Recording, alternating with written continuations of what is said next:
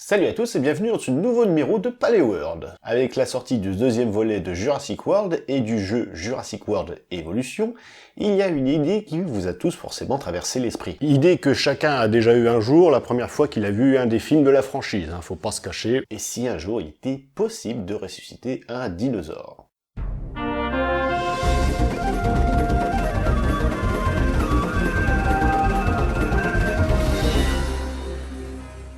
On va tout d'abord laisser les questions éthiques dans un premier temps, et on va s'intéresser à la méthode utilisée pour recréer une espèce disparue. Tout d'abord, oubliez tout de suite les moustiques dans l'ambre. Déjà, ça c'est un mâle, et il n'y a que les femelles qui sucent. Chez les moustiques. Et pas que chez les moustiques. Tout d'abord, en imaginant que vous trouviez un moustique dans l'ambre, un moustique femelle, pourquoi pas, il faudrait déjà que ce moustique date de la bonne période, c'est-à-dire du Mésozoïque, qu'il ait piqué un dinosaure, c'est pas improbable mais ça restera déjà pas mal. Faut pas oublier que le moustique digère le sang, donc forcément il reste pas grand chose déjà. Que la formation de l'ambre dont j'ai déjà parlé nécessite de l'eau, donc ça assèche complètement déjà le truc, donc c'est pas viable. Et qu'en plus, point très important qui va littéralement effondrer vos rêves, un brin d'ADN ne peut pas survivre au-delà de 2 millions d'années. Limite maximum. Sachant que le dernier dinosaure non-avien a disparu il y a 66 millions d'années, c'est pas possible. Oui, parce que ce qu'on dit pas, en fait, c'est que ce qu'il y a dans l'ambre, en fait, c'est pas le moustique, c'est les contours du moustique. Le moustique en lui-même, il est sec, il est mort, il n'y a plus rien de moustique, il est séché complètement, le moustique, déjà. Donc le sang qu'il y avait dans le moustique, lui, il est carrément disparu depuis très longtemps aussi, faut pas compter dessus. Donc abandonner tout espoir de retrouver de l'ADN de dinosaure un jour, c'est impossible. À part si vous piquez le cul d'une poule en sortant. En revanche, ce qui se conserve un petit peu mieux, ce sont les protéines. Les plus vieilles protéines découvertes sont âgées de 195 millions d'années, et elles sont attribuées à un sauropodomorphe bassospondylé, cousin de nos platéosaures français, le Phaingosaurus. Et il s'agit plus exactement de collagène, une famille de protéines qui sert tout simplement à l'élasticité de la peau par exemple, et qu'on ne retrouve que chez les animaux. Du collagène avait également été découvert dans un fémur de tyrannosaure, qui avait permis d'apporter des preuves génétiques à la filiation entre dinosaures et oiseaux, et on avait également découvert du collagène dans un fémur de Prachylophosaure, un hadrosauridé cette fois, donc un dinosaure à bec de canard, qui avait clairement mis en évidence des liens de parenté entre les oiseaux et les crocodiles. Tout ce petit monde appartenant au même groupe des archosaures, c'est tout à fait normal. Du coup, ne pourrait-on pas utiliser les protéines, donc du collagène, pour recréer des dinosaures? Eh ben non, toujours pas. Dans une cellule, l'information génétique est contenue dans le noyau. Dans ce noyau, vous avez des chromosomes constitués d'ADN, l'ADN étant constitué de nucléotides, adénine, cytosine, guanine, thymine. L'information génétique de l'ADN va permettre de synthétiser des protéines. Traduction, transcription, tout ça, toi aussi t'as été au collège. Cependant, tout le segment d'ADN ne sert pas à faire des protéines. La partie de l'ADN qui permet de synthétiser des protéines, donc les exons, constitue en réalité seulement 2% de tout le brin d'ADN. Tout le reste, donc les introns, sont là pour faire joli. Bien évidemment non.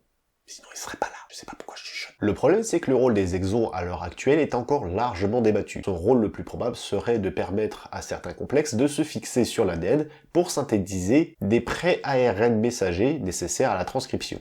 Pardon, est-ce que vous avez des vidéos de géologie et de paléontologie sur votre chaîne de paléontologie et de géologie? Non? Eh oh! Entendez? Eh oh. Mais s'il y a des trous dans votre génome de 98%, vous allez me dire, c'est pas grave, il suffit de mettre de l'ADN en plus pour le combler. Et si vous me répondez qu'il faut de la grenouille, je vous éclate la tête.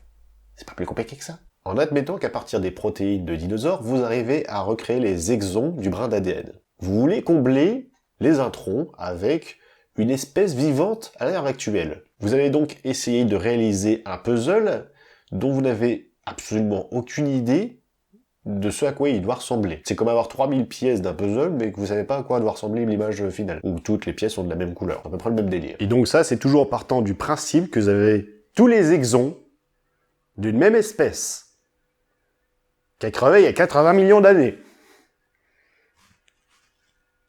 c'est pas pour tout de suite, hein. Il va vous falloir un bon stock de collagène, hein. Du coup, on se retrouverait encore dans une impasse. Ça commence à être chiant. L'hypothèse qui est testée à l'heure actuelle, et qui est certainement pas la meilleure non plus, est celle d'utiliser les embryons de dinosaures actuels, autrement dit des oiseaux, et de bloquer le développement au bon moment, dans l'embryon, de certains caractères, notamment le gène, ou plutôt les gènes qui permettent de développer un bec, et les gènes qui permettent de développer une queue plutôt qu'un croupion, et en bloquant donc tous ces gènes, et en développant les caractères que l'on veut, ces chercheurs espèrent tout simplement recréer un espèce d'hybride, que les détracteurs ont gentiment appelé Chickensaurus, entre dinosaures et oiseaux. Oui, car les oiseaux actuels possèdent encore en eux des gènes de leurs ancêtres du Mésozoïque, mais ils ne s'expriment plus, puisque il y a forcément des trous dans le génome qui ne leur permettent plus de s'exprimer. Alors l'idée n'est pas du tout de faire un parc d'attractions avec des espèces de poules avec des dents. Les chercheurs espèrent ainsi observer en temps réel l'évolution qui s'est produite lorsque les théropodes aviens ont commencé à développer des caractères propres aux oiseaux actuels. Du coup, question éthique à présent. En imaginant qu'on arrive à créer un dinosaure, n'importe lequel, on s'en fout, celui-là, un autre, celui que vous voulez. En fonction de la méthode que vous avez utilisée, il sera forcément différent des dinosaures qui existaient à l'époque. Quand vous essayez de combler un génome en utilisant de l'ADN d'une autre espèce, forcément, ça n'a rien à voir avec le génome de l'espèce que vous avez essayé de recréer. Ça me paraît évident quand même. Petit rappel aussi, on possède 99% de notre génome en commun avec le chimpanzé. Donc gourrez-vous d'1% dans votre bidouillage génétique et vous allez obtenir un résultat totalement différent de ce que vous attendez. Et vous n'avez aucun moyen de savoir où et comment vous vous êtes planté, ni même si vous avez réussi, puisque vous n'avez aucune idée de ce à quoi doit ressembler votre bestiole. C'est un peu le but de la ressusciter, je le rappelle. Mais alors là, je vais quand même faire un petit rappel, parce que sinon je vais prendre les généticiens sur le coin du bec. Quand on parle de 99% de gènes en commun avec le chimpanzé, on parle de l'ADN codant, hein, donc des exons. Donc on a 99% de notre génome en commun sur 2% en fait, du génome total. On n'a rien en fait en commun finalement avec le chimpanzé. À part des poils. Enfin, bon mais admettons, vous recréez un brachiosaure avec un cou de 9 mètres de long, et qui va faire quoi? Il va se balader dans Central Park, le truc, il va... Bah oui, il est bien là. Ah t'es bien là. Il est bien là. Les animaux qui ont disparu il y a 66 millions d'années exactement, ne sont pas du tout adaptés à notre époque, ne serait-ce que d'un point de vue immunitaire par exemple. Le système immunitaire d'un animal qui a disparu il y a 66 millions d'années est prévu pour lutter contre des maladies qui existaient il y a 66 millions d'années. Mais admettons, vous lui faites des vaccins, là vous inventez des vaccins dinosaures contre la grippe dinosaurienne, et votre bestiau arrive à survivre plus de 4 ans. Oui, parce que ça on en a pas parlé, mais déjà quand on clone d'une espèce actuelle, l'espérance de vie est aussi très limitée. Donc sur une espèce qui a disparu, je vous laisse faire le calcul. De nombreux animaux de l'époque devaient certainement migrer, comme c'est le cas aujourd'hui parmi les mammifères, et ils devraient migrer sur des continents qui n'existent plus à l'heure actuelle. Donc je pense que le mieux à faire, ce serait de laisser les dinosaures où ils sont, c'est-à-dire dans la roche. C'est bien dans la roche. J'aime bien. Puis au moins, sous forme de fossile, il risque pas de te bouffer le cul. C'est tout pour cette vidéo, j'espère qu'elle vous aura plu en tout cas. Je vous invite à vous abonner si c'est pas fait, à partager la vidéo si vous l'avez aimée, et à me rejoindre sur les réseaux sociaux, Twitter, Tipeee et Facebook. Et sinon, je vous dis à la prochaine dans une future vidéo. Ciao.